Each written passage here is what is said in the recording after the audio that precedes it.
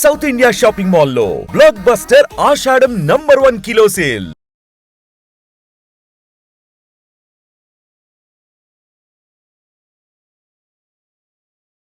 అందరికీ నమస్కారం. Welcome to silver screen legends.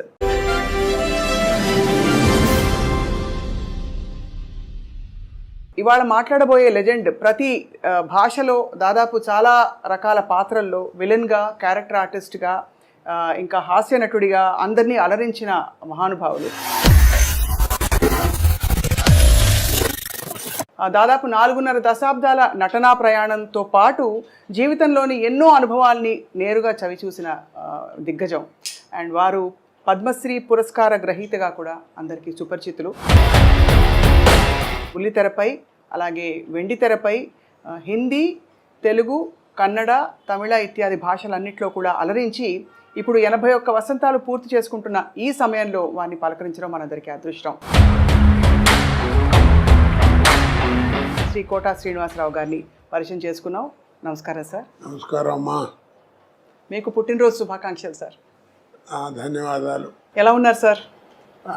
నడుస్తుంది బండి. వృద్ధాప్యం అంటారు కదా, 80 దాడుతున్నాయి, 81 ఇప్పుడు. మరి ఏదో కాళ్ళు నొప్పులు, కళ్ళు నొప్పులు ఏదో అంటుండేవారు కదా, అంటాయి కదా, అది తప్పవు. మా నాన్నగారు డాక్టర్ గారు, ఆయన అదే కంకిపాడు. అయితే మా నాన్నగారి దగ్గరికి ఎవరన్నా వస్తే నీకు ఎన్నేళ్ళు రానేవాడు. 50, 60 వస్తుందండి అని నా ఏదని చెప్పారు అనుకో, నీకు వైద్యం ఏది, ఏ వైద్యం ఏ వ్యాధికైనా చేయొచ్చు, కానీ నువ్వు 2తో జాగ్రత్తగా ఉండరా అనేవాడు. ఏమిటరా అంటే, ఒకటి కళ్ళు, 2 కాళ్ళు. ఆ 2 జాగ్రత్తగా ఉంటే నీ పని నువ్వు చేసుకోవచ్చు అని, ఎవరి మీద ఆధారపడకుండా. అవును, అది అలాగా. మీ డైలాగ్ ఒకటి ఎప్పుడు వెంటాడుతుంటుంది సార్, జిస్కే పాస్ పవర్ హోతే హై ఉస్కా రైట్ బి రాంగ్ బి రైట్ హోతా హై. గుర్తుందా సార్ ఈ డైలాగ్? ఏ సినిమాలో? సర్కార్. అది అమితాబ్ బచ్చన్ గారు ఎలాంటి ఆర్టిస్టు, ఎంత గొప్పవాడో మీ అందరికీ తెలిసిన విషయం. నేను చెబితే ఎగతాళిగా కూడా ఉంటుంది. అలాంటి ఆయనతో నేను యాక్ట్ చేయడం అనేది సహజంగా ఎవరికైనా అదృష్టమే. అయితే ఫస్ట్ డైలాగు రామ్ గోపాల్ వర్మ గారు ఆయన ముఖం మీద ముఖం పెట్టి డైలాగ్ చెప్పి క్లోజ్ పెట్టారు.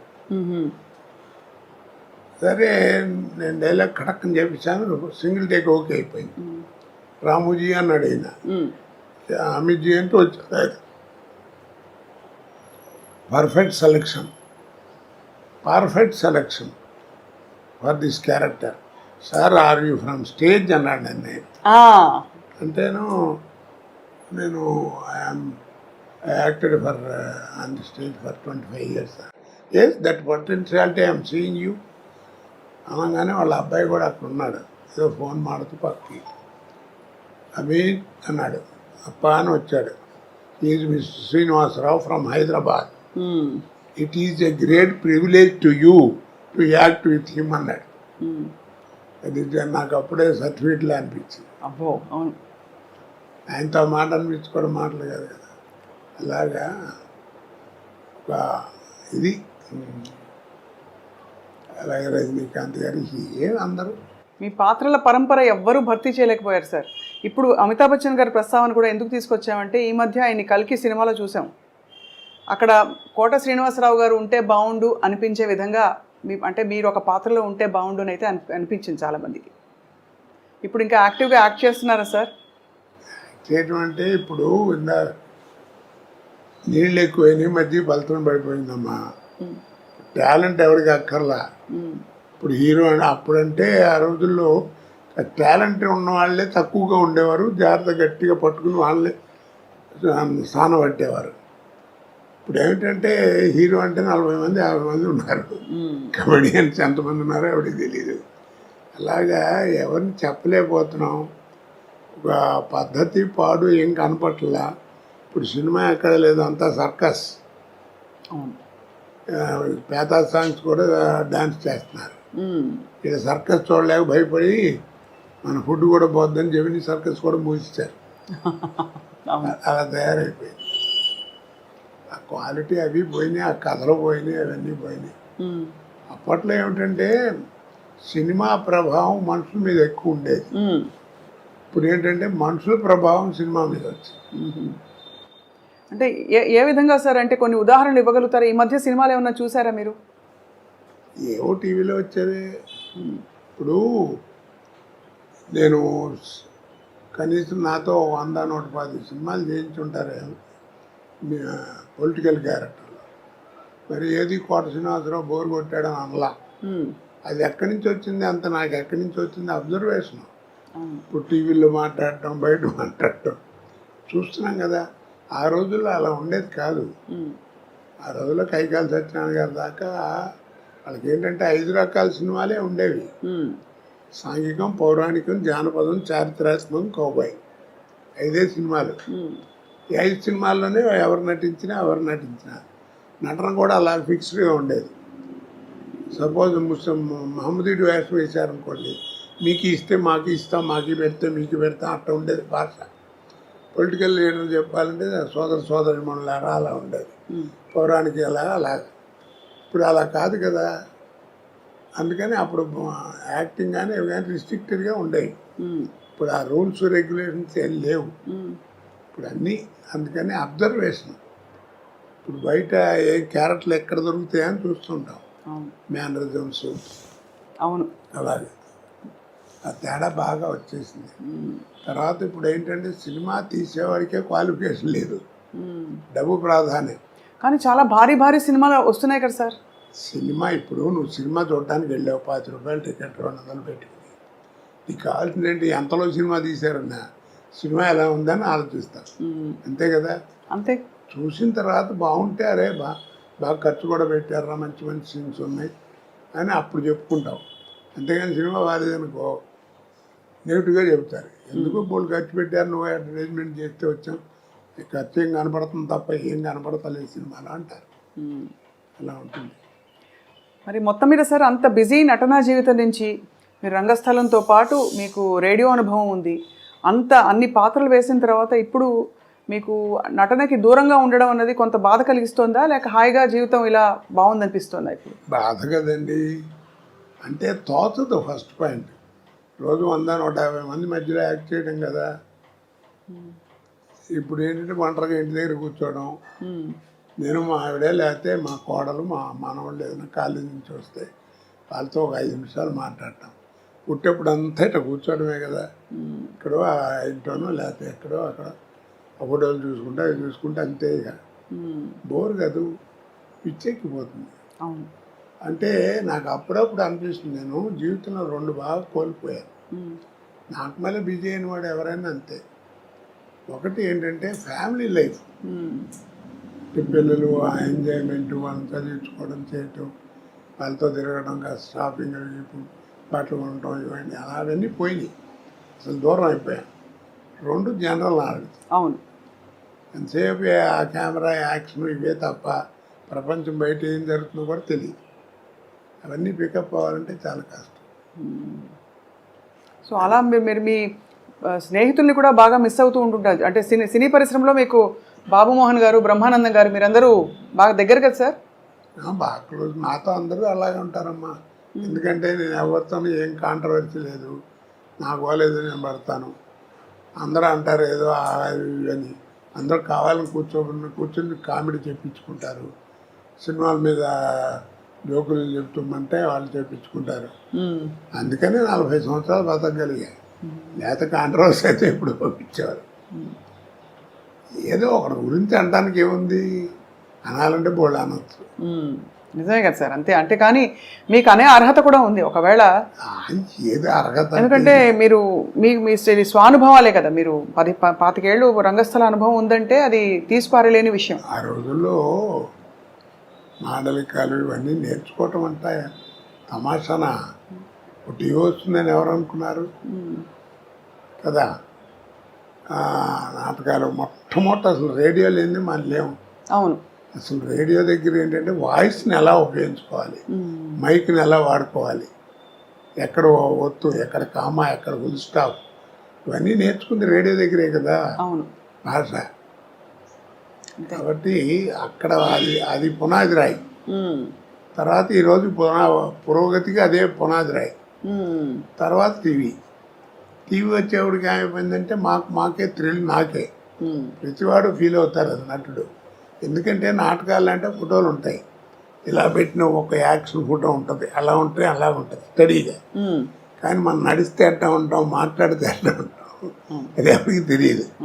మొట్టమొదటి నేను ఫీల్ అయింది నా లైఫ్లో, నేను ఎక్స్ప్లెయిన్ చేయలేను థ్రిల్ ఏంటంటే 2 నిమిషాలు. గోవింద్ చౌదరి అని టీవీలో ఉండేవాడు, ప్రొడ్యూసరు. ఆయన రికార్డ్ చేసి ఫస్ట్ డే పండగ వచ్చింది నాటిక. అదే నాటిక ఫస్ట్ రేడియోలో టీవీలో నా తెలుగు నాటకం ప్రదర్శించబడటం అదే. ఆ రికార్డ్ చేసి రే ఒకసారి చూసుకోండి వస్తుంది ఇప్పుడు అని చూపిస్తున్నాను చూపించాడు. పెద్ద యాంగ్షస్ ఏంటంటే నా బొమ్మ ఎప్పుడు వస్తే ఎప్పుడు వస్తాను అంటే మనం నడిస్తే ఎట్లా ఉంటాం, మాట్లాడితే ఎట్లా ఉంటాం, ఎలా చూస్తే అసలు తెలియదు కదా. చూసుకుంటే ఆ 2 నిమిషాలు అసలు ఇక ఎవరిని చూసేది కళ్ళము నీళ్ళు వచ్చేసింది నాకు. అదొక అదృష్టం కదా. అవును అవును అవును. ఆ రోజుల్లో అదేది. తర్వాత సినిమా ఇప్పుడు. సో అలా మీరు మరి సినిమా నటన మీకు అలా అమర్నట్టుగా అన్ని క్యారెక్టర్స్ అద్భుతంగా వచ్చి పడ్డాయి. ఒక్కొక్కటి ఒక రకం, ఒక అన్ని రసాలు, అంటే మధ్య మధ్యలో నవరసాల్లో లేని రసాలు కూడా పండించారు మీరు. అదే ఇప్పుడు ఒక మాట చెప్పినా నేను. చెప్పండి సార్. ఆర్ట్ అనేది ఒకటి ఇచ్చేది కాదు, ఒకటి పెట్టేది కాదు.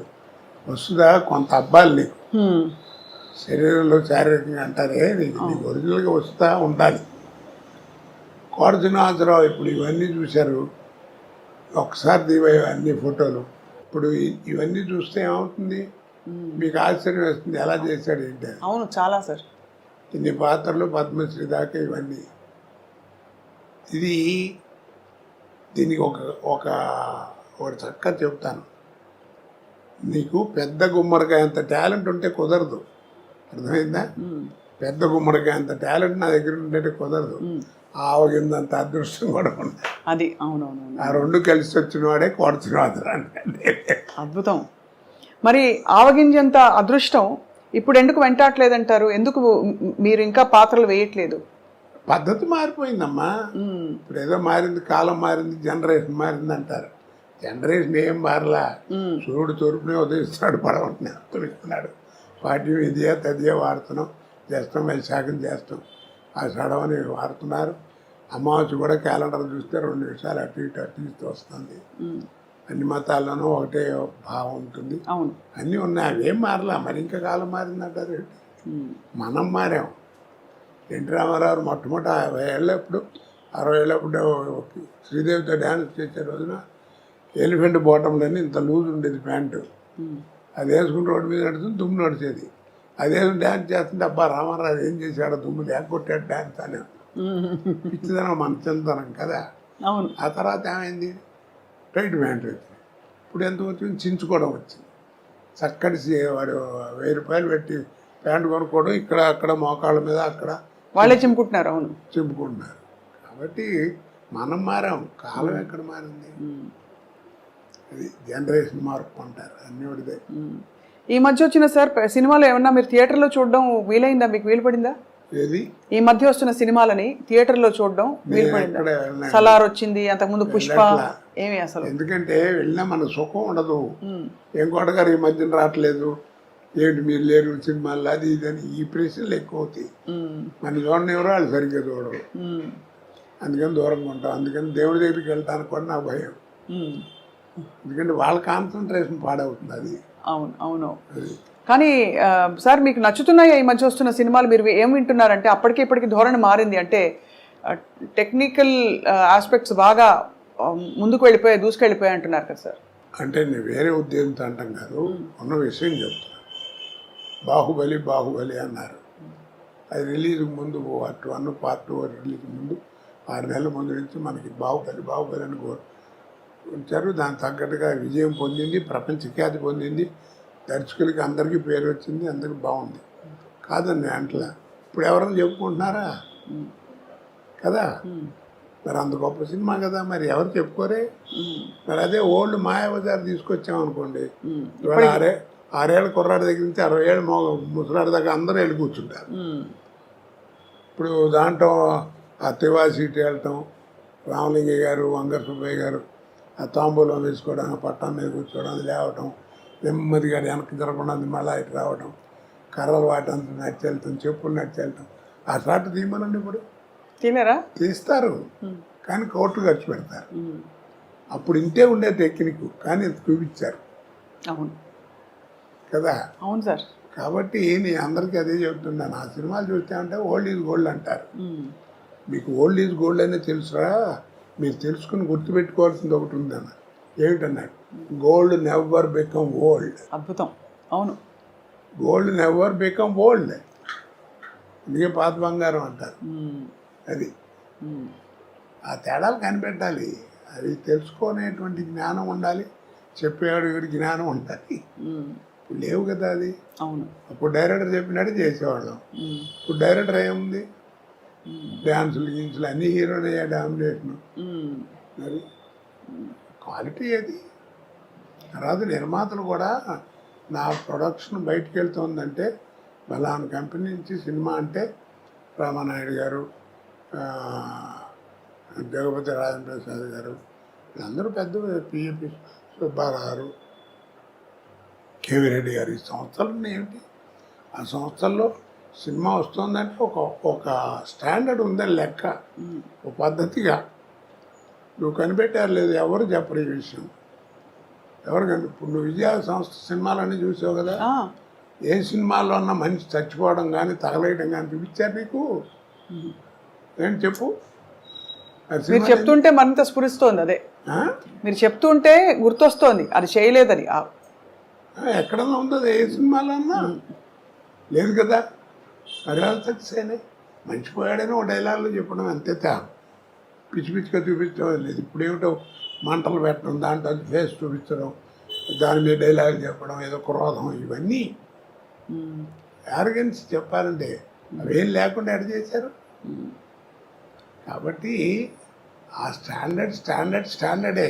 డిక్షనరీ. కానీ ప్రేక్షకులని కోట్లు పెట్టి పోషిస్తున్నారు ఇలాంటి సినిమా కదా సార్. అంటే ప్రేక్షకుల అభిరుచులు కూడా మారాయి అంటారా? అభిరుచి అంటే అది లేకపోతే ఏం చేస్తారు చెప్పు, అవునా కదా. ఇప్పుడు జబర్దస్త్ అని ఏదో ప్రోగ్రాం వస్తుంది, పిల్లలకు టీవీ పెట్టారనుకో అదే వస్తుంది, అది లేకపోతే ఇంకోటి తెలియదు వాళ్ళకి, అదే కామెడీ అనుకుంటున్నారు వాళ్ళు. అది విషయం, అది వాళ్ళ తప్పు కాదు, చూపించే వాళ్ళది కూడా కొంత తప్పు ఉంటుంది. మీకు కొంత అంటే బాగా అనిపించేవా సార్ అలాంటి కామెడీలు? అందుకే వాటిని కామెడీ అన్నారండి, హాస్యం అని ఎవరు అన్నారు కదా. హాస్యం అనేది వేరు. అవును, ఇది కామెడీ. హాస్యానికి కామెడీకి తేడా ఏమిటి అన్నారు. తల్లిపాలకి డబ్బా పాలకి ఉన్న తేడా. అబ్బో, ఒక్క పంచులో ఫుల్ చెప్పేశారు సార్. సార్ ఆహనా పెళ్ళంట మీరు కామెడీ హాస్యం గుర్తు చేశారు కాబట్టి అద్భుతమైన మీరు చేసిన అన్ని పాత్రల్లో బాగా గుర్తుండిపోయే కొన్ని పాత్రల్లో ఇది కూడా ఒకటి. ఆ సినిమాతో మీ అనుబంధం మీకు ఏమైనా జ్ఞాపకం గుర్తుందా సార్? జ్ఞాపకం ఇందాక చెప్పానే, మనకి ప్రాప్తం ఉండాలండి. అది ఎందుకు వచ్చిందో ఎవరికి తెలియదా, జంజాల గారు మా రామానాయుడు గారు అనుకోవడం. ఆ సినిమా గురించి చెప్పాలంటే చాలా గొప్ప విశేషం ఉంది. రోజు ఎయిర్పోర్ట్లో కూర్చుని ఉన్నా మెడ్రాస్ వెళ్ళటానికి, హైదరాబాద్ ఎయిర్పోర్ట్ లేదా ఫ్లైట్ ఏదో ఒక అరగంట లేట్ ఏదో అంటే కూర్చుని రామానాయుడు గారు వచ్చారు. ఇల్లు వచ్చేప్పటికి ఆయన చూసి నమస్కారం సార్ అన్నాను. కోట సరైన టైంకి కనబడరా, రైట్ రా కూర్చో అన్నాడు. ఏంటి సార్ అన్నా, నేను ఏదైనా సినిమా గురించి వేసలేదా అనుకుంటూనే ఉన్నా.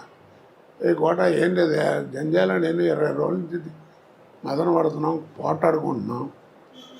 ఓ సినిమా ఇప్పుడే ఫైనలైజ్ అయింది, ఆ వేషం బాగుంటే సినిమా బాగుంటుంది, లేదా సినిమా అట్టరవలేకపోతుంది, అంత గొప్ప వేషం. అది నేను రావు గోపాలరావుతో వేయించాలని అనుకున్నాను. జంజాల గారు వద్దన్నాడు. ఏమిటనంటే చివరికి నేను కన్విన్స్ అయ్యాను. ఎందుకు వద్దన్నావు, కరెక్ట్గా చెప్పని చెప్పాను, ఇందాక మధ్యాహ్నం చెప్పాడు అన్నాడు. ఏంటన్నాడు, గోపాలరావు నువ్వు ఎంత అగ్లీగా తయారు చేసినా ఆయన మొహం రిచ్గానే కనపడుతుందండి, ఆ కలరు అది ఆ వ్యవహారం, అది చూడంగానే నికృష్లా కనపడే ఫేస్ కావాలి, అది ఆయనతో కాదు, నా మాట వినండి, నేను కోటతో ఇస్తాను అన్నాడు. అయ్యో, ఆ ఫేస్లో ఆ వాల్యూ ఉండాలి, అది నటుడి యొక్క లక్షణం, అది కనపడాలి అని అన్నాడు. కన్విన్స్ అయ్యాను. ఆ వేషం నువ్వు చేయాల్సి వస్తుంది, ఒక 20 రోజుల దాకా కావాల్సి వస్తుంది, డేట్లు జాగ్రత్త ఇవ్వు, చాలా మంచి వేషం అన్నాడు. అలాగన్నాను, వేషం చేశాను, అయిపోయింది. మీకు తెలిసి ఎంత అఖండమైన విజయం.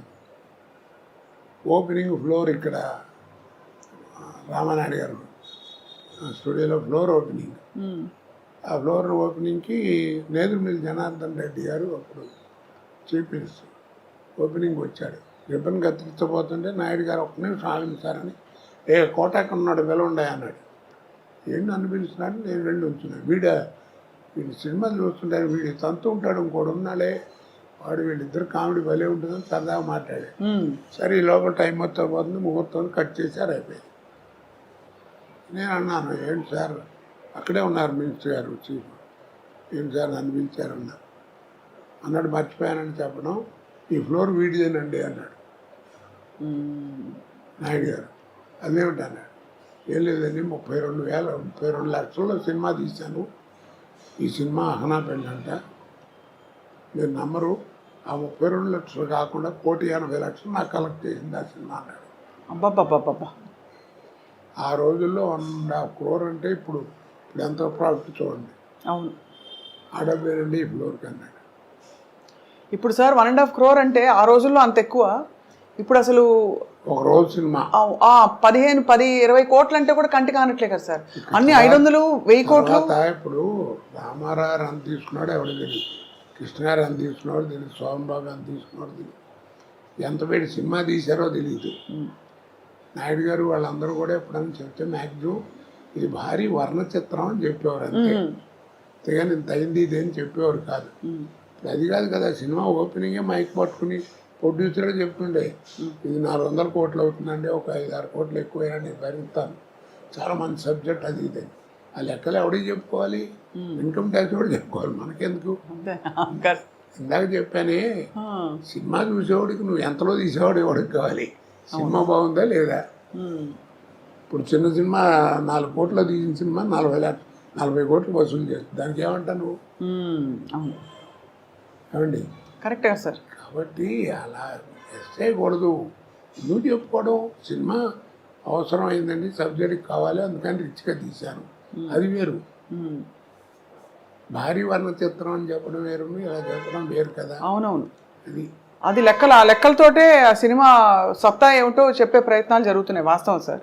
సార్ మీరు ప్రాణం ఖరీదు నుంచి మొదలుపెట్టిన తర్వాత మీకు వచ్చే ఒక్కొక్క పాత్ర వాటంతట అవే వచ్చిన పాత్రలా, అంటే ఎందుకంటే రకరకాల పాత్రలు వేశారు కాబట్టి ఈ పాత్రకి మీరు బాగుంటారు అని మీరు మళ్ళీ అక్కడి నుంచి క్యారెక్టర్ రోల్స్లోకి వెళ్ళడం, మధ్యలో తర్వాత హాస్య నటుడుగా, విలన్గా అన్నీ పండించారు కదా సార్. ఇప్పుడు ఫోటోలు కనబడుతున్నాయి కదా. అవును సార్. వీటిలో ఏ క్యారెక్టర్ మీరు నమ్మరండి, నాకు ఓ రోజు ముందు పిలిచి చెప్పింది లేదు. ఆ రోజు వెళ్ళటం, ఒక అరగంట కూర్చోబెట్టి ఆయన క్యారెక్టర్ చెప్పడం, కోటగారు మీరు అనుకుంటాం, మీరు కూడా ఏమన్నా ఆలోచన ఉంటే చూపెట్టండి, బాగుంటే పెట్టేద్దాం అంటాం, పెట్టడం చేయటం, అంతే. మీరు నమ్మరు ఆ మాట. ఆ టైం కూడా లేదండి. కాకపోతే నన్ను కన్సల్ట్ చేసిన 4-5 వేషాలు ఉన్నాయి. అవేంటంటే ఆ బట్టలు చేయటం న్యాచురల్గా ఉండాలి. గంజాల గారి సినిమాలో వాటిలో విగ్గులు యాక్సెప్ట్ చేసేవారు కదా, వాళ్ళు 4 సినిమాలు చేస్తున్నాం, నీకు విజ్ఞానం అనేది ఎక్కడుంది ఏంటి చూసుకుని ఆ టైం చూసుకుని సేవ్ చేసి కరెక్ట్గా పెట్టేవారు, అంతే తప్ప నాకు మిగిలింది ఏమన్నా. అన్నీ అక్కడికక్కడ ఆన్ ద స్పాట్. అంటే ఒక రోజులో సార్ మీరు బిజియెస్ట్ టైంలో ఎన్ని గంటల ఎన్ని కాల్ షీట్స్ ఉండేవి? నేను మ్యాక్సిమం 4 చేశానమ్మా. 4 సినిమాలు 3 స్టేట్లో పనిచేశాను ఒకరోజు. ఒక్క రోజులో కన్నడ, పొద్దున హైదరాబాదు, మధ్యాహ్నం తమిళ, ఈవినింగ్ బెంగళూరు. పెళ్లి చేసి మళ్ళీ మార్నింగ్ వచ్చి హైదరాబాద్ ఎయిర్పోర్ట్లో స్నానం చేసి మళ్ళీ షూటింగ్ వచ్చాను. మద్రాసులో ఉండేవాడిని. ఇప్పుడు ఇంత సెక్యూరిటీ లేదుగా అప్పుడు. అవును, కానీ చాలా ఎంత విస్తారమైన కెరియర్ సార్ మీది. మీకు బాగా ఇష్టంగా మీరు పనిచేసిన దర్శకులు ఎవరు సార్? నేనే కాదండి, ఒక విషయం చెప్తాను, అందరికీ చెప్తాను ఆర్టిస్టులకి, విసుక్కోకుండా ఇప్పుడు కూడా ఇప్పటిదాకా షూటింగ్ చేస్తే మళ్ళీ రమ్మంటున్నాడు అనుకోదానికి, అట్లా విసుక్కోకండి. ఏ అంటారు ఏం లేదు, ఆర్టిస్ట్కి ఒక టైం అంటూ వస్తుంది, ఇక ఆ టైం వచ్చిందంటే నీకు టైం ఉండదు, అంతే. గొప్ప మాట సార్ అది. ఆ టైం వచ్చిందంటే టైం ఉండదని, టైం ఉండదు నీకు అంతే. అంటే బాగా వెలుగుతున్నట్టు. ఇక అదంతే, ఇక నీకు టైం ఉండదు, నీకు భోజనానికి కూడా టైం ఉండదు. కానీ తర్వాత వెనక్కి కాకపోతే ఆ టైంలో జాగ్రత్తగా ఉండాలి మనం. అది ఆరోగ్యం అన్ని రకాలుగా. ముందు ఫస్ట్ బిహేవియర్, ఆహార వ్యవహారాల్లో, మాట భాషలో, అవతల వాళ్ళతో మాట్లాడటం, ఇవన్నీ జాగ్రత్తగా ఉండాలి. ఉంటే లాంగ్ లివిటీ ఉంటుంది. లేకపోతే ఎట్ట వచ్చిందో అట్ట అయిపోతుంది. ఎంతమంది చూసాం మన మహానుభావులు, సీనియర్స్ కదా. అవును సార్. ఆస్తులు పోగొట్టుకుని చివరికి అడుక్కునే పరిస్థితికి వచ్చారు. వాళ్ళకి ఏం కర్మ చెప్పండి. అదే బిహేవియర్. మనం ఆ కాస్త మనకి మంచి టైం వస్తుంది. టైం వచ్చినప్పుడు టైం ఉండదు. ఆ టైంలోనే మనం జాగ్రత్తగా ఉండాలి. ఏ రకంగానో ఏదో భగవంతుడు నాకు నా పెళ్ళాం పెళ్ళి వాళ్ళ అదృష్టం బాగుండి అలాంటివి ఏం జరగలేదు, ఏదో వెళ్ళిపోతాను అంతే. ఆ మధ్య చాలా బాధేసింది సార్. మీరు ఒక వీడియో పెట్టవలసిన పరిస్థితి వచ్చింది. మీడియాలో మీకు ఏదో అయిందనే వచ్చే వార్త రావడం. ఇప్పుడు నేనేం సిగ్గుపడినావు. ఇప్పుడు నువ్వు వచ్చావు, ఏం చెప్పాను? పిక్కలు కాస్త నొప్పిగా ఉన్నాయమ్మా, కట్టేది కట్టారు డాక్టర్, ఇది కాసేపు కష్టం, అందుకని కాస్త నడవటం అది కష్టం అని చెప్పాను. తప్పే ఉంది దాంట్లో. వాడెవడో కొరసినాథలో చచ్చిపోయాడని పెట్టాడు ఒకసారి. నేను పిలిచి కేకలేసాను, తప్పయ్య అది. మీ నాన్నకి రా 75 ఏళ్ళు వస్తే కాళ్ళు నొప్పి కళ్ళు నొప్పి ఏదో ఒకటి వస్తాయి కదా, అలాగే నాకు కూడా వచ్చింది. నేను మంచినే కదా, మరి నువ్వు దానికి పెద్ద టీవీలో వీడి చెప్పాల్సిన కర్మ ఏంటి నీకు? తప్పు కదా. దాని మీద రూపాయలు సంపాదిస్తావా? కేకలేసాను నేను. పాపం సుశీల్ గారు పోయిందన్నారు, ఒకసారి జానక్ గారు పోయిందన్నారు. ఆవిడ పాపం అమెరికాలోనే ఎక్కడ ఉంది అప్పుడు సుశీల్ గారు. ఆవిడ అక్కడి నుంచి ఇంటర్వ్యూ, నేను బాగానే ఉన్నాను, నా మీద అట్లా పెట్టకండి. ఎదుగో అక్కడ ఫోటోలు ఉంటాయి ఆవిడతో. జానక్ గారి ఫోటో లోపల ఎక్కడ ఉండాలి, అది కెమెరా ఫోటో తీయించలేదు నేను బయట. ఇంటికి వచ్చారు, ఇల్లు భోజనాలు చేశారు. చాలా అందరూ వస్తుంటారు నా ఇంటికి. ఇప్పుడు వస్తారా సార్ బాబుమోహన్ గారు, బ్రహ్మానందం గారు? ఎందుకంటే బాబుమోహన్ గారు మీరు కాంబినేషన్ అదిరిపోయింది అందరికీ. అదొక కాంబినేషన్ అండి. అది ఇండస్ట్రీలో ఎవరికి పెద్దగా రాదు. అది ఎలా గోపాలరావు, రావు గోపాలరావు, రామలింగయ్య గారు అంటే వాళ్ళ వేషాలు పెక్యులర్గా ఉండేవి. అవును. మా ఇదేంటంటే ఒక స్టాండర్డ్ కామెడీ, స్టాండర్డ్ ఇక అంతే. ఇక ఆడిదంతా వీడు పడతాడు, ఆడిదంతా ఇస్తున్నా. ప్రతి సినిమాలకు తెలిసి కూడా నవ్వేవారు. తర్వాత బాబుమోహన్ మంచి టైమింగ్ ఉన్న ఆర్టిస్ట్. సినిమాలు చూస్తే వాడి తన్నులు చూస్తే అసలు అట్ట కాలు తగిలే అవ్వదు, అట్ట టచ్ అవడం అంటే పడిపోయాడు. మంచి టైమింగ్ ఉన్నాడు. ఎందుకంటే డాన్స్ అది వచ్చు అతనికి. అదొక అది ప్రాప్తం. అది సార్ మీరు అన్నట్టు రంగస్థల అనుభవం, రేడియో అనుభవం, అది వాయిస్ మాడ్యులేషన్, హావభావాలు, బాడీ లాంగ్వేజ్ కొంతవరకు. కానీ డాన్స్, పౌరాణిక పద్యాలు ఇవన్నీ కూడా నేర్చుకున్నారా సార్ మీరు? నేను పౌరాణిక పద్యాలు నేర్చుకోలేదమ్మా. పౌరాణిక చిన్న నాటకాలు పెద్దగా వేయలేను. వేసాను. అప్పుడు పద్యాలు ఎలా మీకు? దాంట్లో పద్యాలు పెట్టలేదు, పెద్దగా పెట్టలేదు. ఓకే, అలా అలా పెద్దగా కాదు, పద్యం పెట్టుకున్నాను ఎంతసేపు ఇలాగే. ధూళిపాల గారు దుర్యోధనుడు అద్భుతంగా ఉంటుంది. అమ్మాయి సభ చేస్తుంది. ఆయన పాఠం పద్యం ఉండదు దాంట్లో. ఒక పద్యం చదివేవాడు, కౌరవ పాండవులు వీళ్ళు పెను కాలం చేరువయ్యి అని కృష్ణుడు. అది కూడా మామూలుగా చదివేవాడు. మీరు శాసనసభ్యులుగా ఒక టర్మ్ చేశారు. రాజకీయాల నుంచి అప్పుడు తర్వాత మీరు దూరం అయ్యారా, లేక అవసరం లేదు ఇంకా చాలించుకున్నారు? నేనే చాలు, అనవసరం ఇట్టాను. దాంట్లో నచ్చలేదా సార్ రాజకీయ జీవితం? బాగాలేదనిపించిందా? నచ్చలేదమ్మా, నాకు సూట్ కాలేదనిపించింది. ఎందుకంటే మీరు రాజకీయపరమైన వేషాలు చాలా వేశారు. ఒక టైంలో మీకు కొంచెం గొడవలు కూడా అయ్యాయి ఆ మండలాధీశుడు సినిమా తర్వాత. సో మరి రాజకీయాలు మీకు అసలు ఆ వాతావరణం నచ్చలేదంటారు. అయితే ఎందుకు నచ్చలేదు సార్? అంటే చాలామంది అదొక అవకాశంగా, అదృష్టంగా కూడా భావిస్తారు కదా. అంటే నేను పనిచేసినప్పుడు పాలిటిక్స్ అండి. ఇప్పుడు పాలిట్రిక్స్, ఆ ట్రిక్కులు నాకు రావు. మరి ఎందుకని దూరంగా ఉన్నా. అవును. కానీ అదే సార్ అనిపిస్తుంది, అంటే అంత గొప్ప జీవితం, గొప్ప అవకాశాలు మీకు వచ్చిన తర్వాత